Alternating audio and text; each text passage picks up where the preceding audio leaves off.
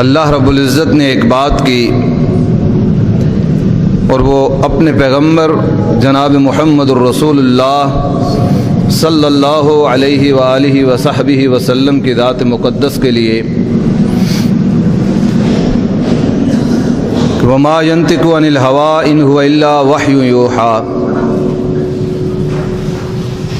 میرا یہ آخر الزمان پیغمبر،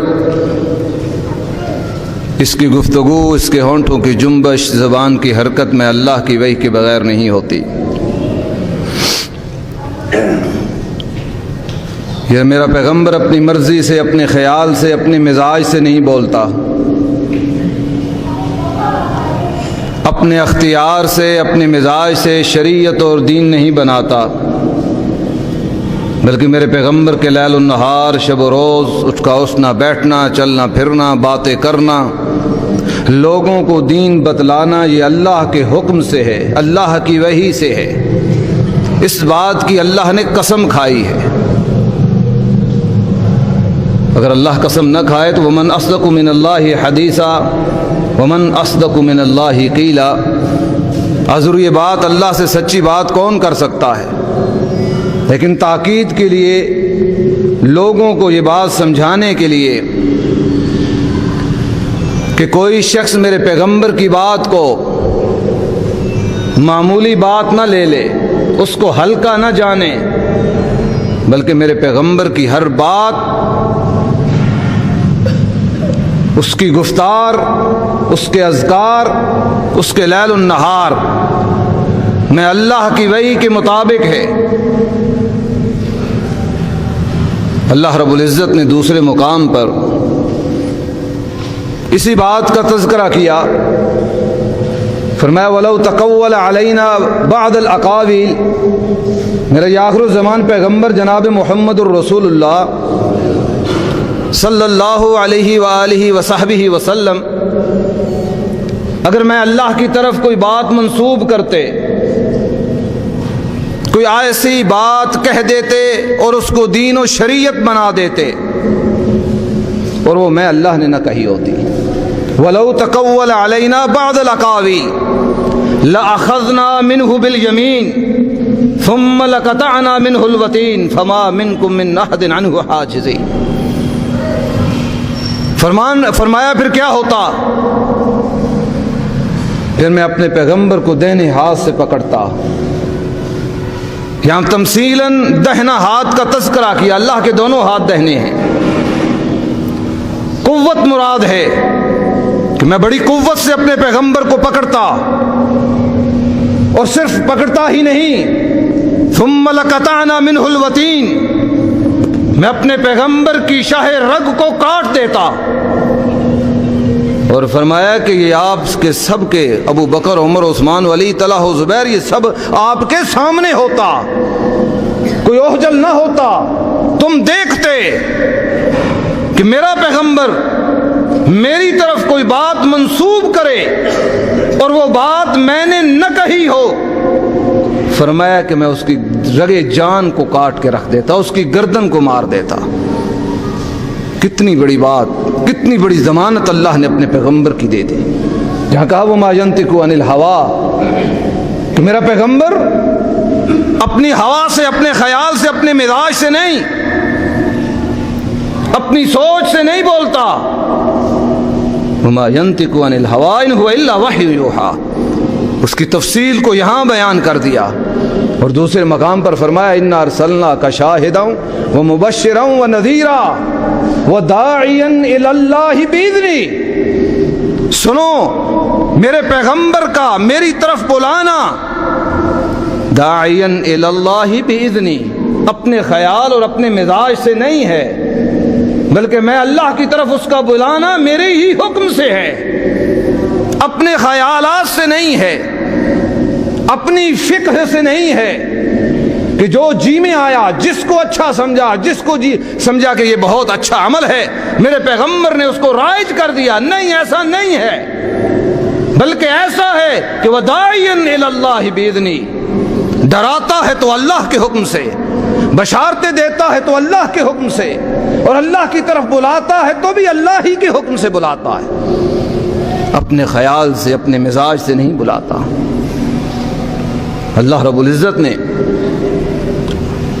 قرآن کو جناب محمد الرسول اللہ صلی اللہ علیہ وسلم کے سینے پہ نازل فرمایا، اس دین کی تکمیل کی، فرمایا الیوم اکملت لکم دینکم واتممت علیکم نعمتی ورضیت لکم الاسلام دینا۔ میں نے دین محمد الرسول اللہ صلی اللہ علیہ وسلم کے سینے پہ اکمل کر دیا ہے۔ اب اس میں امینڈمنٹ کی ضرورت، ترمیم و تخمیم کی ضرورت نہیں ہے، بلکہ یہ دین اکمل ہے۔ اور یہ اکمل کیسے ہوا؟ وہ اللہ رب العزت نے بتلایا کہ میری وحی کے مطابق، عین میری مرضی کے مطابق، جس طرح میں نے چاہا اس طرح میرے پیغمبر نے کہا، اور تمہیں میں اللہ کا دین عطا کر دیا۔ یعنی سمجھ آئی کہ شارع کون ہے؟ اصل شارع کون ہے؟ اللہ ہے۔ شریعت بنانے والا اللہ ہے۔ ایک صفت کے طور پر رسول اللہ صلی اللہ علیہ وسلم کو بھی شارع کہہ دیتے ہیں کہ دین دینے والا، شریعت دینے والا، بنی بنائی شریعت دے دی۔ رسول اللہ نے آج خود شریعت نہیں بنائی، آج لوگ شریعت خود بناتے، مسئلے اپنے مزاج سے، اپنے بڑوں کے مزاج سے، اپنے شیوخ کے مزاج سے، اپنے بزرگوں کے مزاج سے۔ فلاں بزرگ نے یہ کہا، فلاں امام نے یہ کہا، فلاں فقیہ نے یہ کہا، فلاں مجتہد یہ کہتا ہے، لیکن اللہ کہتا ہے میرا پیغمبر نہیں کہتا، تو کون ہوتا ہے کہنے والا؟ جب میرے پیغمبر کو یہ اختیار نہیں کہ وہ اپنی مرضی اور اپنے مزاج سے شریعت اور دین کو بنائے، اور دنیا میں کون پیدا ہوا؟ اللہ رب العزت کے قرآن کو پڑھتے ہیں، قرآن کو دیکھتے ہیں کہ اللہ نے قرآن میں 3 چیزوں کا امام کائنات جناب محمد الرسول اللہ صلی اللہ علیہ وسلم کی اختیاری 3 چیزوں کا ذکر کیا۔ 3 امام کائنات کی اجتہادی چیزوں کا ذکر اللہ نے کیا، جس میں محمد الرسول اللہ صلی اللہ علیہ وسلم نے اجتہاد کیا۔ لیکن کیونکہ پیمانہ کچھ اور تھا، پیمانہ وحی کا تھا، پیمانہ اللہ کے حکم کا تھا، لیکن اختیار، تھوڑا بہت اختیار استعمال کیا۔ اللہ نے اس اختیار کا تذکرہ اپنے قرآن میں کیا۔ اللہ رب العزت فرماتے ہیں امام کائنات مکہ کی گلیوں میں، مکہ کے کوچوں میں اللہ کا دین بیان کر رہے ہیں، اللہ کا قرآن سناتے ہیں، اللہ کا قرآن پڑھتے ہیں، حتیٰ کہ مشرکین مکہ کے دل میں یہ تمنا اٹھی، یہ خواہش ہوئی، وہ چوری چھپے، روایات اور حدیث کے اندر آتا ہے کہ وہ چوری چھپے امام کائنات کا قرآن سنتے تھے۔ کیوں نہ سنتے؟ حدیث میں آتا ہے کہ اللہ خود اپنے نبی کے قرآن کو سنتا ہے۔ اللہ تو سب کا سنتا ہے، یہ شرف کے لیے بات کہی کہ جب نبی قرآن پڑھتا ہے تو اس کے قرآن کو اللہ بڑے دھیان سے، اللہ تو سنتا ہے سب کی، تو آپ کے قرآن کو سننے کے لیے وہ چوری چھپے آتے تھے، چوری چھپے سنتے تھے۔ اب انہوں نے جرت کر کے یہ بات کہہ دی کہ آپ ایسا کیجئے، ایک وقت ہمارے لیے مقرر کر دیجئے، ایک وقت متعین کیجئے، ہم آئیں اور آپ کے قرآن کو سنیں، آپ قرآن پڑھیں اور ہم قرآن سنیں۔ امام کائنات جناب محمد الرسول اللہ صلی اللہ علیہ وآلہ وصحبہ وسلم کے دل میں یہ خیال پیدا ہو، ذہن میں سوچ پیدا ہو کہ یہ مکہ کے قریشی، یہ مکہ کے ہاشمی، یہ مکہ کے سردار اگر میری محفل میں آ جائیں، اللہ کے قرآن کو سنیں، ہو سکتا ہے ان کی دل کی دنیا میں انقلاب آ جائے، یہ لوگ مسلمان ہو جائیں، اور اگر یہ لوگ مسلمان ہو گئے، یہ سردار، یہ وڈیرے، یہ جاگیردار، یہ امیر زادے، اگر یہ مسلمان ہو گئے تو پورے عالم عرب میں اسلام پھیل جائے گا، اسلام کا بول بالا ہو جائے گا بہت تیزی کے ساتھ، کیونکہ یہ مین رکاوٹ ہے اسلام کے راستے میں۔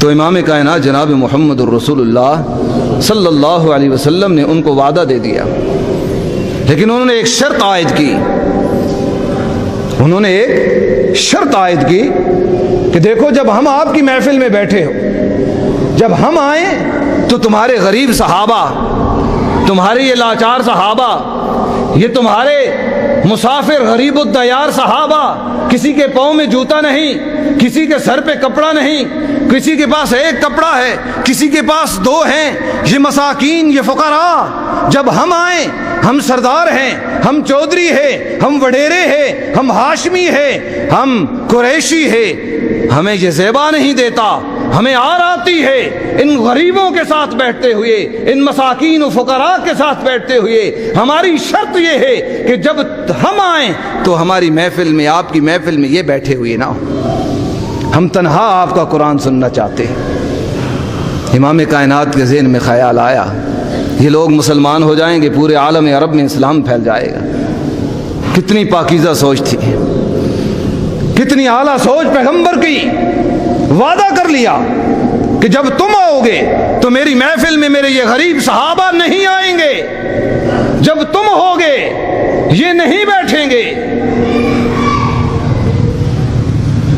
محفل لگی ہے، مکہ کے قریشی ہاشمی سردار بیٹھے، امام کائنات اللہ کا قرآن سنا رہے ہیں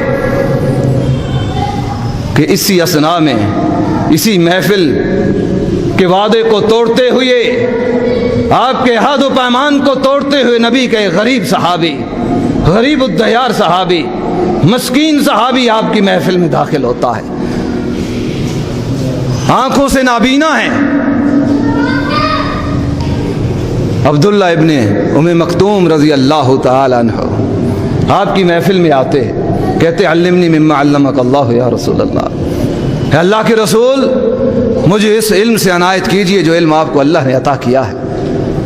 پھر تھوڑے آگے بڑھتے ہیں، کہتے ہیں اے اللہ کے رسول مجھے وہ علم سکھلائیے، وہ مجھے علم بتلائیے جو علم آپ کو اللہ نے عطا کیا ہے۔ امام کائنات نے دیکھا میرا غریب صحابی، یہ نابینا صحابی میری محفل میں آ رہا ہے، میرا وعدہ ٹوٹ رہا ہے، میرا عہد و پیمان آج ٹوٹ رہا ہے، ختم ہو رہا ہے۔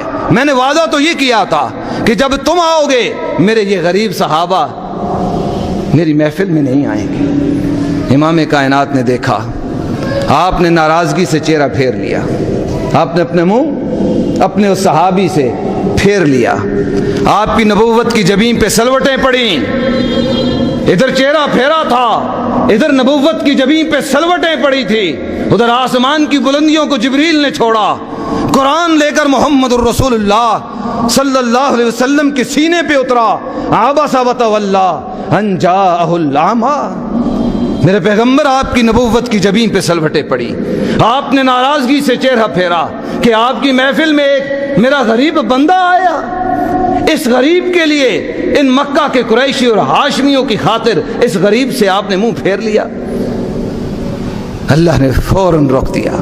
اور امام کائنات فرمایا کرتے تھے جب عبداللہ آیا کرتے تھے تو کہتے تھے کہ عبداللہ تو وہ شخص ہے، تو وہ شخص ہے کہ جس کی وجہ سے میرے رب نے مجھے جھڑکی دی ہے، میرا رب مجھے غصے ہوا۔ امام کائنات نے تھوڑی سی اپنی مرضی کی، بڑی ہلکی سی ایک اجتہادی کوشش تھی، ایک اجتہاد کیا محمد الرسول اللہ صلی اللہ علیہ وسلم نے، لیکن کرائٹیریا کچھ اور تھا۔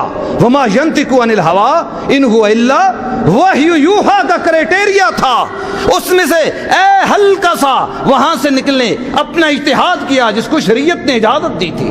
فلہ اجرون، اگر خطا ہے تو بھی اجر ہے، اگر ثواب ہے تو فلہ اجران، پھر بھی 2 اجر ہے۔ لیکن اللہ کو اتنی بات بھی گوارا کیوں کہ شریعت بن رہی تھی۔ آج کوئی کائنات کے اندر اور غریبوں کی بات ہو تو ایک واقعہ سنتے جائیے اس کے ساتھ جڑتا ہوا ضمناً۔ مکہ فتح ہو گیا، یہ مکہ کی ابتدا کی بات ہے۔ اب مکہ کے فتح کے دن کی ایک بات بھی سنتی جائیے ان غریبوں کے لیے، ان فقیروں، ان مساکین کے لیے۔ یہ مساکین، یہ فقیر، یہ غریب الدیار مکہ فتح کر چکے ہیں، ایک طرف بیٹھے ہیں، ایک طرف سلیمان بیٹھے ہیں، ان کے ساتھ صہیب بیٹھے ہیں، ان کے ساتھ بلال بیٹھے ہیں کہ سیدنا ابو سفیان رضی اللہ تعالی عنہ سامنے سے آتے نظر آئے۔ ابو سفیان پہ نگاہ ڈالی، اپنی تلواروں کو دیکھا اور زبان سے یہ الفاظ ادا کیے کہ اللہ کی تلواروں نے حق ادا نہیں کیا، کہ ان اللہ کی تلواروں سے ابو سفیان بچ گئے اور مسلمان ہو گئے۔ ان تلواروں نے حق ادا نہیں کیا. یہ اللہ کی تلواریں تھیں. اپنی تلواروں کو اللہ کے لیے وہ نکلی تھی, اپنی غرض و غایت کے لیے نہیں نکلتی تھی, اپنی عزت کے لیے تلواریں نہیں, اپنی عصبیت کے لیے, اپنے قبیلے کے لیے, اپنی قوم کے لیے, اپنی جائیداد کے لیے وہ تلواروں کو نہیں نکالتے تھے. وہ تلواریں اللہ کی دین کی سربلندی اور سرفرازی کے لیے نکالتے تھے. اس لیے کہا کہ سیوف اللہ کی تلواروں نے حق ادا نہیں کیا. سیدنا ابو بکر صدیق نے ان کے الفاظ سنے, ان کو غصے ہوئے اور ان کو روکا کہ سید قریش کے بارے میں یہ بات کرتے ہو, قریش کے سردار کے بارے میں یہ بات کرتے ہو, اور دوڑتے ہوئے امام کائنات کی محفل میں آ کر کہتے ہیں آقا سلمان و صہیب و بلال اور کچھ اور جو غریب صحابہ بیٹھے تھے وہ باتیں کر رہے تھے اس طرح. میں نے ان کو منع کیا, ان کو روکا. امام کائنات نے کہا لعلک اغضبتہم, ابو بکر لگتا ایسے ہے کہ تمہاری اس بات سے وہ غصے ہو گئے ہیں, وہ ناراض ہو گئے ہیں. فرمایا لئن کنت اغضبتہم, ابو بکر اگر تم نے ان کو ناراض کر دیا, ان میرے غریب الدیار صحابہ کو, ان مساکین کو, لا ان اغضبت ربک, تمہارا رب تجھ پر ناراض ہو جائے گا. کہاں صدیق, یہ غریب آئے, امیر آئے, لیکن امام کائنات نے ایک اپنا اجتہادی اختیار استعمال کیا, ہلکا سا, اللہ نے روک دیا. ایک اور مقام آیا, ایک اور وقت آیا, امام کائنات جناب محمد رسول اللہ صلی اللہ علیہ وسلم نے, حدیث کے اندر آتا ہے, سیدہ عائشہ رضی اللہ تعالیٰ عنہ اس حدیث کی راویہ ہیں, فرماتی ہیں کہ کان رسول اللہ صلی اللہ علیہ وسلم یحب الحلوہ والعسل, امام کائنات میٹھی چیز کو اور عسل کو پسند کرتے تھے. آپ اپنی ایک بیوی کے گھر جاتے, وہ ان کے لیے شہد کا اہتمام کر کے رکھتی. امام کائنات کو شہد بہت پسند تھا, وہ کھاتے تھے. اب کچھ معاملہ بیویوں کے درمیان سکناپا ہوتا ہے, انسان ہیں وہ بھی بشر تھے, بشری تقاضے تھے. ان کا خیال تھا کہ وہاں بہت زیادہ جاتی ہے. انہوں نے ایک تدبیر نکالی اور کہا کہ جب امام کائنات عسل کھا کے, شہد کھا کے آتے ہیں تو کہتے ہیں کہ مغافیر کی سمیل آ رہی ہے آپ کے منہ سے. ہم نے کہا میں تو شہد کھایا. دوسری بیوی کے گھر گئے, انہوں نے بھی یہی کہا. تیسری کے گھر گئے, انہوں نے بھی یہی کہا. آپ نے قسم کھا لی کہ مجھ پر یہ شہد حرام ہے, آج کے بعد میں یہ شہد نہیں کھاؤں گا. یہ کس نے کہا؟ آج دنیا میں ایسے لوگ ہیں نا, آپ دم کرانے جاتے ہیں, لوکل سی بات کر رہا ہوں, وہ کہتے ہیں کہ آپ ایک چیز کو کہو کہ میں نہیں کھاؤں گا زندگی میں, اونٹ کا گوشت نہیں کھاؤں گا, بھینس کا گوشت نہیں کھاؤں گا, کوئی ایک بات کہو کہ میں زندگی میں چھوڑ دوں گا. میرے دم کا اثر تب ہوگا, ظاہری بات ہے شیطان کے اثر, دم کا اثر تب ہی ہوگا کہ کوئی شیطنت آئے گی, دین آئے گا, اسلام آئے گا, اس میں تو ایسی چیز موجود نہیں. سنیے واقعے کو, یہ محمد الرسول اللہ ہیں صلی اللہ علیہ وسلم, جو اللہ کی نیابت کر رہے ہیں, پیغمبر ہے, رسول ہیں صلی اللہ علیہ وسلم. کہا کہ آج کے بعد شہد مجھ پہ حرام ہے, میں شہد کا استعمال نہیں کروں گا, شہد کھائے نہیں کھاؤں. ادھر بات کی, ادھر اللہ کا قرآن نازل ہو گیا. سورہ تحریم کو اٹھائیے, اس کی تفسیر کو جا کے پڑھیے. فرمایا یا ایھا النبی لم تحرم ما احل اللہ لک, میرا پیغمبر یہ اختیار آپ کو کس نے دیا, یہ اجازت آپ کو کس نے دی؟ یا ایھا النبی, اے میرا نبی, لم تحرم, اس بات مجھے یہ بات سمجھائی بتلائیے, لم تحرم, کیوں اللہ کے حلال کو اپنے اوپر حرام کر دیا ہے. کرائٹیریا تو میں نے یہ بنایا تھا کہ وما ینطق عن الہوی ان هو الا وحی یوحی, کہ آپ کے ہونٹوں کی جنبش, زبان کی حرکت میں اللہ کی وحی کے بغیر نہیں ہوتی. جب تک وحی نہیں آتی آپ کچھ نہیں دین بنا سکتے, کچھ نہیں کہا, کسی حلال کو حرام اور حرام کو حلال نہیں کر سکتے. یہ کیا ہو گیا؟ یا ایھا النبی لم تحرم ما احل اللہ لک. اجتہادی بات تھی, ذرہ سی بات تھی, کیا بات تھی, کیا حرج تھی کہ ایک چیز اگر امام کائنات نے حرام کر نہیں, شریعت بن رہی تھی, نظام اور ضابطۂ حیات اس انسانیت کے لیے تیار ہو رہا تھا, اور جس کی سینے پر تیار ہو رہا تھا وہ اتنا معطر ہونا چاہیے, اتنا معصوم ہونا چاہیے کہ اس کا ایک لمحہ, ہلکی سی جنبش بھی اللہ کی وحی کے بغیر نہیں ہونی چاہیے. اللہ نے فوراً قرآن نازل کر دیا, فوراً جبریل قرآن لے کے آ گئے. میرا پیغمبر آپ کو یہ اختیار نہیں. پھر ایک وقت آیا کہ صحابہ نے کہا امام کائنات بار بار کہتے ہیں کہ جو شخص بصل کھا لے، جو تھوم کھاتا ہے، جس نے پیاز کھا لیا، وہ ہماری مسجد کے قریب، ہمارے مصلی کے قریب نہ آئے۔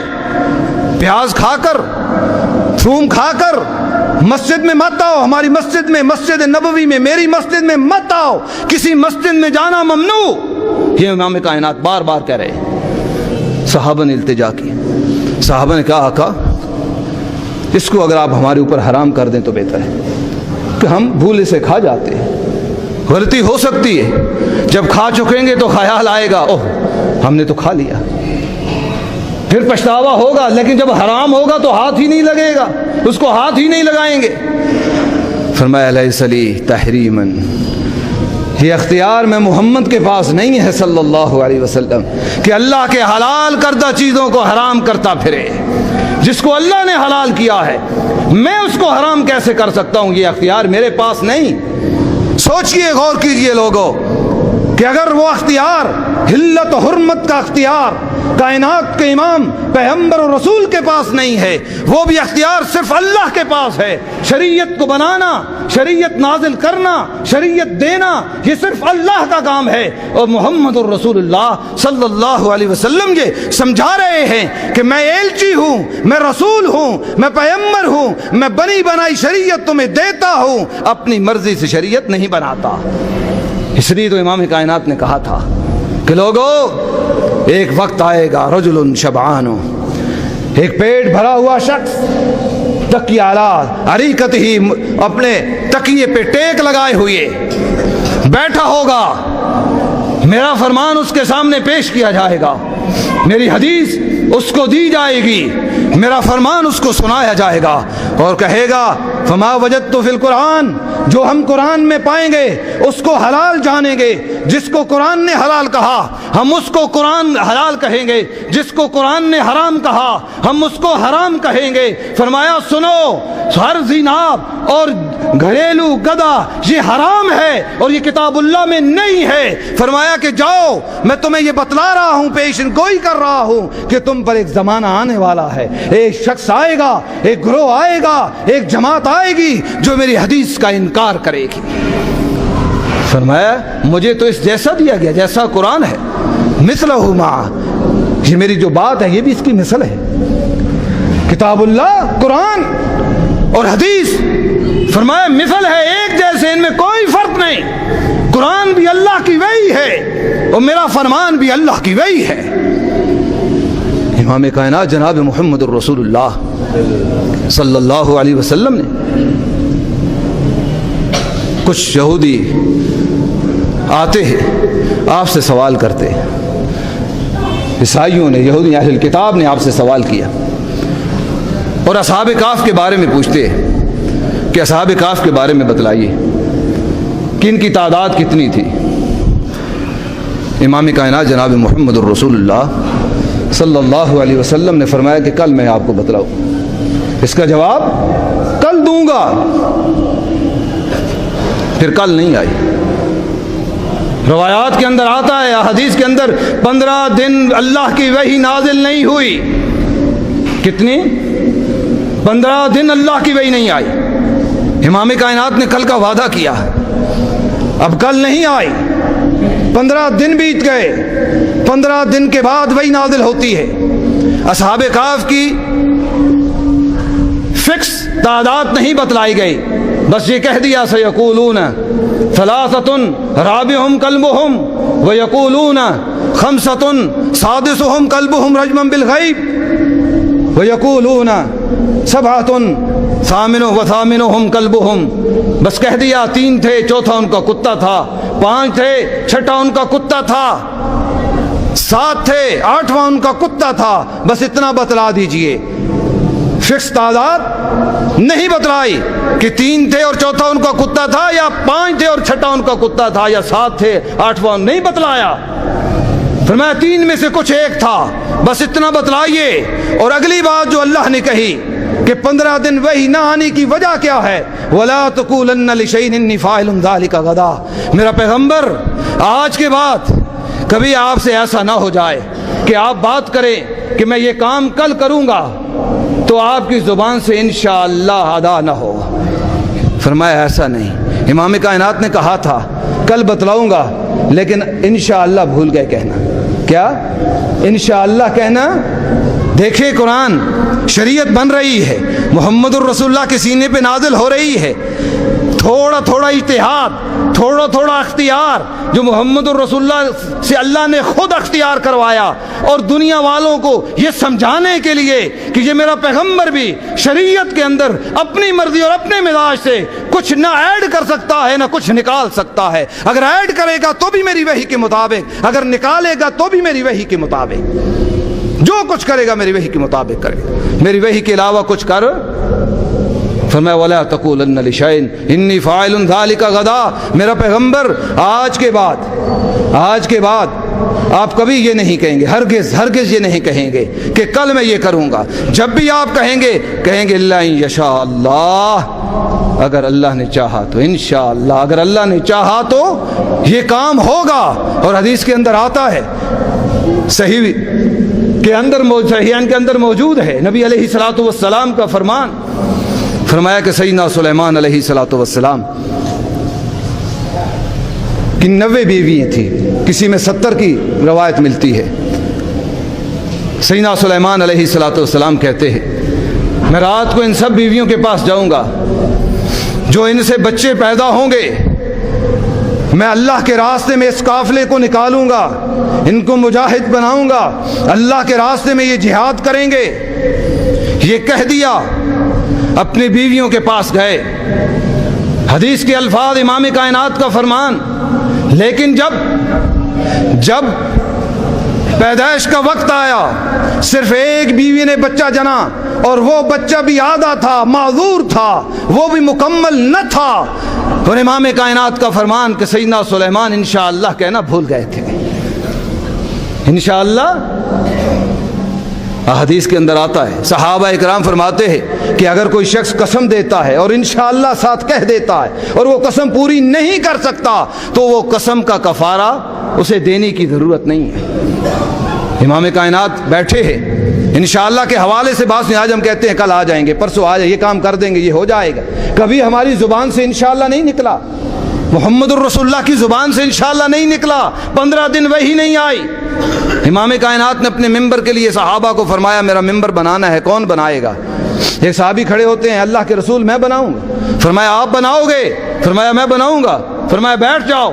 پھر اعلان کیا، دوسرے صحابی اٹھے، کہا میں بناؤں گا، کہا آپ بناؤ گے، کہا بناؤں گا، کہا بیٹھ جاؤ۔ پھر اعلان کیا، تیسری صحابی اٹھے، کہتے ہیں میں بناؤں گا، کہا تم بناؤ گے، کہا بناؤں گا، کہا بیٹھ جاؤ۔ چوتھے صحابی اٹھے، کہا تم بناؤ گے، کہا انشاءاللہ میں بناؤں گا۔ فرمایا پھر تو بنانا، یہ تینوں چھوڑ دیں۔ انشاءاللہ کیا ہے؟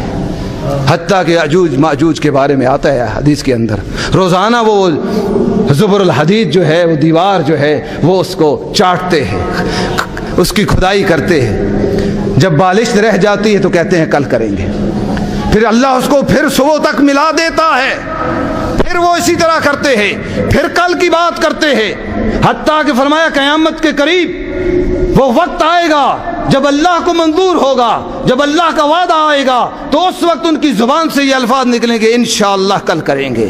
فرمایا پھر وہ ملے گی نہیں، پھر یہ دنیا پہ اللہ کا عذاب نکل پڑے گا۔ میرے بھائیوں، یہ انشاءاللہ اتنی اس کی اہمیت ہے۔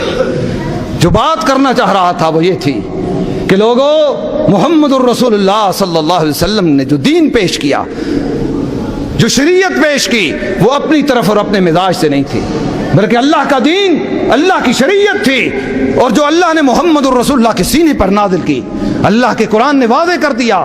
سنیے قرآن کو پڑھیے۔ افلا یتدبرون القرآن ام علی قلوبہم اقفالها، کیا یہ قرآن کو نہیں پڑھتے؟ قرآن میں تدبر و تفکر نہیں کرتے؟ قرآن کو پڑھو، جاؤ قرآن کو دیکھو، قرآن کو اٹھاؤ۔ ہماری حالت تو یہ ہو چکی ہے، ہم تو کہتے ہیں کہ قرآن کی کچھ اب آیات بھی، سورتوں کو بھی نہیں لوگ پڑھنے دیتے۔ تبت یدا ابی لہب وتب ما اغنی عنہ مالہ کسب، ایک جماعت، ایک گروہ، ایک فرقہ کہتا ہے کہ اس کو مت پڑھو، کیونکہ اس میں نبی کے چچا کی اللہ نے مذمت کی ہے۔ اب قرآن لوگ پڑھنے سے روکتے ہیں۔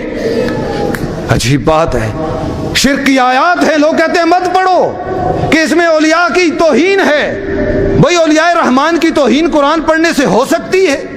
لگتا ہے یہ اولیاء الرحمان نہیں ہے۔ قرآن پڑھنے سے جس کی توہین ہوتی ہے، جس جماعت کی، جس گروہ کی، جس فرقے کی، وہ دین نہیں ہو سکتا، وہ اولیاء اللہ نہیں ہو سکتے، وہ اولیاء شیطان ہیں۔ کیونکہ اللہ نے مذمت اگر قرآن میں کی تو اولیاء الرحمان کی نہیں، اولیاء شیطان کی ہے۔ قرآن کو پڑھیے، نبی کے فرامین کو پڑھیے، صحابہ کی زندگیوں کو پڑھیے، صحابہ کی زندگیوں کو دیکھیے۔ اللہ رب العزت نے قرآن میں یہودیوں کی بستی ہے، امام کائنات نے حکم دیا اپنے صحابہ کو، یہ بستی ہے یہودیوں کی، یہ درخت ہیں، جھاڑی ہیں، ان کو کاٹ دو، کچھ کو جلا دو، کچھ کو چھوڑ دو۔ اب بات سنیے، یہ درخت کا کاٹنا امام کائنات کے فرامین کے مطابق بھی درست نہیں۔ اور آج اس جدت کے دور میں بھی، آج جتنی ملٹی نیشنل کمپنیز ہیں وہ جب کھیتوں کھلیانوں میں کام کرتی ہے تو درختوں کا خصوصی وہ خیال کرتی ہے اور اہتمام کرتی ہے کہ یہ کٹنے نہ پائیں، اور جو درختوں کو کاٹتا ہے وہ فساد فی الارض کرتا ہے، جو درختوں کو کاٹ کے پھینک دیتا ہے۔ یہودیوں نے کہا، جب امام کائنات نے اپنے صحابہ کو حکم دیا کہ یہودیوں کی بستی ہے، کاٹ دو، ان کو چھوڑ دو، ان کو جلا دو، جلانے کا، کاٹنے کا، چھوڑنے کا حکم دیا، یہودیوں کی بستی سے شور اٹھا، غوغا کیا۔ امن کا پیغمبر ہے، امن کا سفیر ہے، انبیاء کا یہ شیوا نہیں ہوتا، انبیاء ایسا نہیں کرتے، نہ درختوں کو کٹواتے ہیں نہ جلواتے ہیں۔ یہ کیسا پیغمبر ہے؟ بات امن کی کرتا ہے، بات سکون کی کرتا ہے، بات آشتی کی کرتا ہے، لیکن درختوں کو کٹواتا ہے، فساد فی الارض کر رہا ہے۔ یہودیوں کی بستی سے شور اٹھا، ادھر شور اٹھا، ادھر جبریل نے آسمان کی بلندیوں کو چھوڑا۔